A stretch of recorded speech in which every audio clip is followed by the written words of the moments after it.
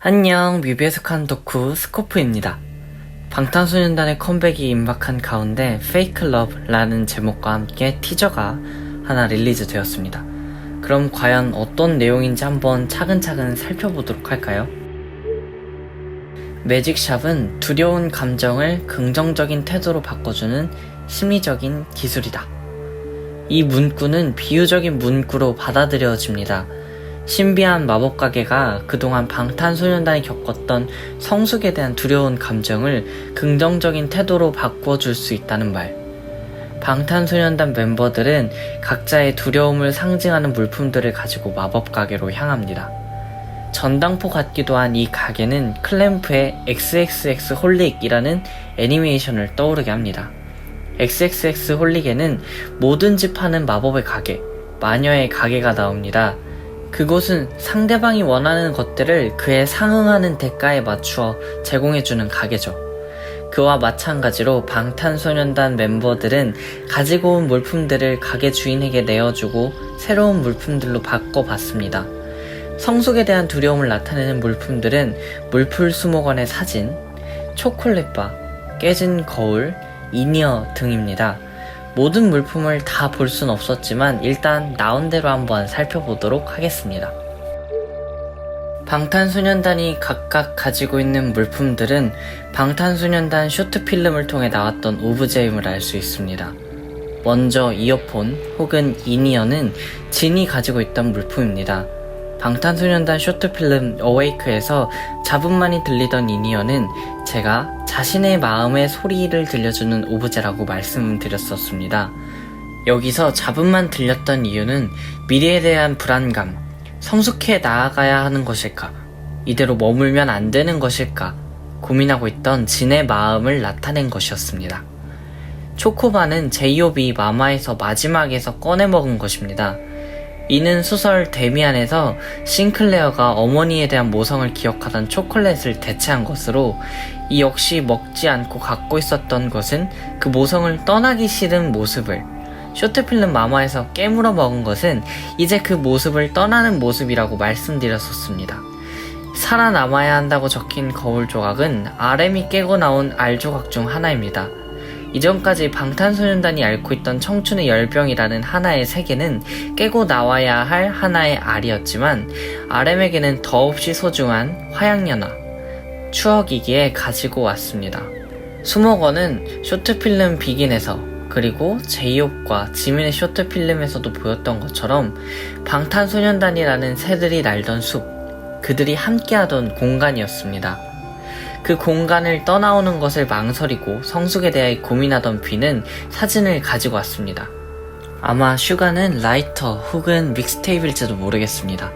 또 지민은 거짓말을 의미하던 사과나 카드일지도요. 각각 물품에 대한 대가로 비는 가방을, 제이홉은 케이크를, 지민은 우산을, RM은 머리끈을, 슈가는 사탕을 받았습니다.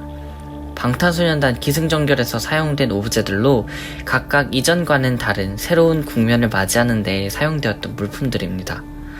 그런데 과연 방탄소년단 멤버들이 이 물품들을 가지고 있다는 것만으로 앞으로 나아갈 수 있었던가요? 진이 받은 것은 스메랄드 꽃은 아니었을까요? 진은 진심을 아무에게도 말하지 못했으니까. 아직 두렵다는 그 진심. 그래서 함께 해달라는 그 진심을. 정국은 가장 늦게 도착합니다. 비긴에서도 형들을 따라 가장 마지막에 날개를 편 것처럼 이 마법 가게에도 가장 늦게 도착했습니다. 정국은 아무것도 지불하지 않고서 열쇠를 받게 됩니다. 아마 어떠한 모종의 것으로 이미 값을 치른 것일지도 모르겠습니다. 커져가는 불안한 궁금증. 정국은 열쇠를 열어 다음 방으로 나아갑니다. 그러나 그곳에는 빈 옷걸이들만이 서 있고 밑에는 수많은 시멘트의 잔해가 남아 있습니다. 그리고 기다리고 있는 것은 형들이 아닌 마술사. XX 홀릭 혹은 등가 교환이라는 말들에서도 알 수 있듯이 어떤 물품을 얻기 위해서는 반드시 대가를 치릅니다. 그것이 어떠한 형태일지라도. 아마 정국이 치를 대가, 그것은 정국이 기승전결에서 사고를 당한 채로 나오는 것과 연관이 있겠죠. 마술사는 하얀 가면을 쓰고 있습니다.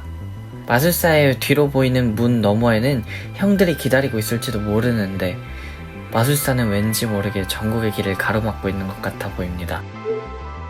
Fake Love, 거짓된 사랑. 제목은 우리에게 많은 질문을 던져줍니다. 무엇이 거짓된 사랑인지, 어떤 곡일지. 저는 개인적으로 조심스럽게 생각해보자면 이 Fake Love는 스스로에 대한 가짜 사랑이라고 생각합니다. 가사는 널 위해서라면 난 아파도 강한 척 할 수가 있었어 인데요. 보통은 그럼 상대방에 대한 거짓 사랑 아닌가 싶을지도 모르겠습니다. 그러나 저는 이렇게 되물어보고 싶습니다. 방탄소년단은 그동안 사회에서 배제된 소수자의 길을 서 있었고 각자가 가지고 있는 아픔이 있었고 그런 상황에서 스스로의 자존감을 다독이는 일은 쉽지 않을 것입니다. 방탄소년단은 그렇기에 서로를 완전히 이해한다기보다 그저 곁에서 다독여주는 것을 택했습니다. 누구나 금방이라도 깨질 것 같은 상황에서 자신의 상황을 완전히 눈 감고 남을 위로할 수 있었을까요? 그렇다고 해서 서로 멀어질 수도 없었던 방탄소년단. 방탄소년단 멤버들은 서로 모두 힘들다는 것을 알지만 처절하리만큼 서로가 필요했었고 함께 있고 싶어 했습니다. 자신이 한 발짝 앞선 걸음을 되돌리고 싶을 만큼. B의 싱귤러리티를 다시 돌아보겠습니다. B의 싱귤러리티는 스스로를 사랑했던 나르시소스의 내용에서 모티프를 따왔다고 합니다. 그러나 다른 점이 있다면 영상에서 비유된 꽃은 수선화가 아닌 스메랄도였으며 나르시소스는 스스로를 지독하리만큼 사랑했으나 B는 스스로의 모습을 보고 스스로를 사랑할 수 없어서 남들처럼 가면을 써버렸다는 것이죠. 마찬가지입니다.